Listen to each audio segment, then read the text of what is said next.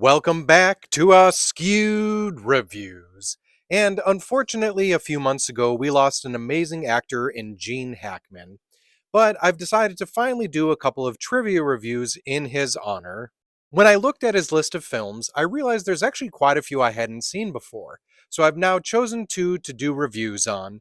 And the first one is the 1993 film, The Firm. Here is your trivia question for today. Who is Tammy Hemphill's husband in the film? The answer will be at the end of this episode. In the film The Firm, we meet our main character, Mitch McDear, who just recently graduated from Harvard with honors.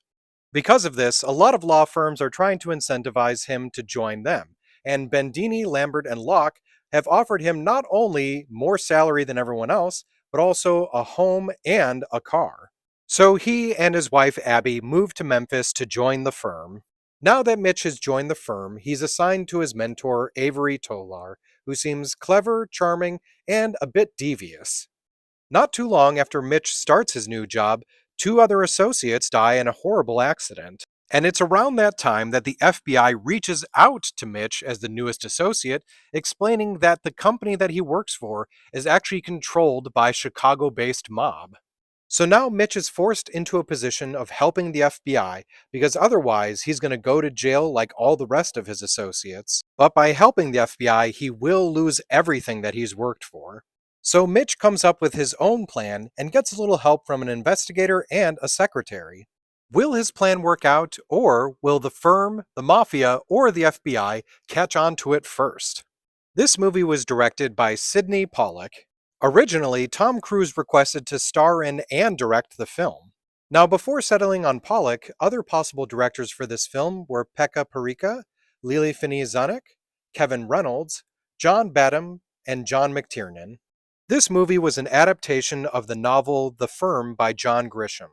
But did you happen to know that in 1993 there was a second adaptation of one of his books for The Pelican Brief, starring Julia Roberts and Denzel Washington? Also, Gene Hackman has appeared in three John Grisham adaptations: The Firm, The Chamber, and Runaway Jury.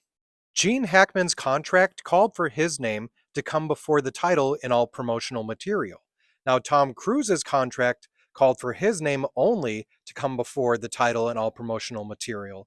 So Hackman opted to leave his name off of all of that so that his appearance could be a surprise. Holly Hunter has a total of 5 minutes and 59 seconds of screen time throughout this film, which is one of the shortest performances to ever be nominated for an Oscar. Ed Harris only appeared in this film as a favor to his friend, director Sidney Pollack. Stephen Hill makes a brief cameo in this film as the FBI director. Unfortunately, this was his final film. What's interesting, though, is he was the main character of the first season of the television series Mission Impossible. And of course, as most of us know, Tom Cruise would eventually go on to be the main character in the Mission Impossible films. There were some interesting possible castings for this movie. For instance, the character of Mitch McDear, played by Tom Cruise, was almost played by either Charlie Sheen or Jason Patric. Jean Triplehorn plays Abby, but that role almost went to Robin Wright, Julia Roberts, or Bridget Fonda. This next possible casting really would have changed things, as the character of Avery Tolar, who's played by Gene Hackman, was almost played by Meryl Streep, as director Sidney Pollack had the idea of that character being a female and being the one to have an affair with Mitch. Author John Grisham fought for the character of Avery to stay as a male. Tammy is played by Holly Hunter, but the role almost went to Frances McDormand. Gary Busey plays the character of Eddie Lomax, but that almost went to Michael Rooker. Karina Lombard plays the woman who seduces Mitch, but did you know that Halle Berry also tried out for that role? Throughout this film, there are a lot of familiar faces when it comes to the actors. Here are some of the ones that I recognized: Wilford Brimley, Tobin Bell, Dean Norris, Margot Martindale, Hal Holbrook, Paul Sorvino, Joe Vitarelli, and David Strathairn. The seaplane that appears in the film belongs to Bill Booth, who also ended up playing the pilot in the movie. Now, he and Cruise first met when Cruise was learning how to skydive. You may have never noticed before, but the entire film's soundtrack is exclusively just a solo piano, and this was played by Dave Grusin. This movie was filmed in Tennessee, Washington, Massachusetts, Arkansas, the District of Columbia, and the Cayman Islands.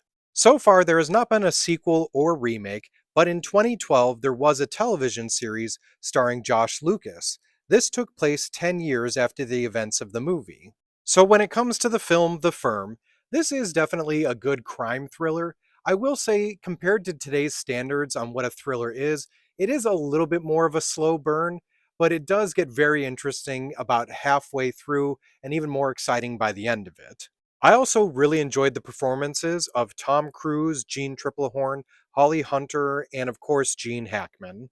So for me on my scale, I'm giving The Firm a 3 out of 5. If you enjoyed this movie, other films I recommend checking out are Enemy of the State, The Client, The Pelican Brief, and Clear and Present Danger. Now it's time to answer the trivia question from the beginning of this episode. Who is Tammy Hemphill's husband in the film? So, if you weren't really paying attention throughout the film, you might think her husband was either Eddie Lomax or maybe Ray McDear.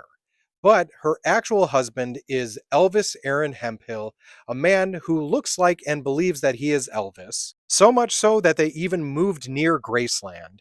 Now, he is in fact just a truck driver, but he does seem to be pretty open when it comes to their marriage. I hope you enjoyed this episode of Askewed Reviews. Keep an eye out, as either later on today or tomorrow, I'll be putting up my second review for another Gene Hackman movie.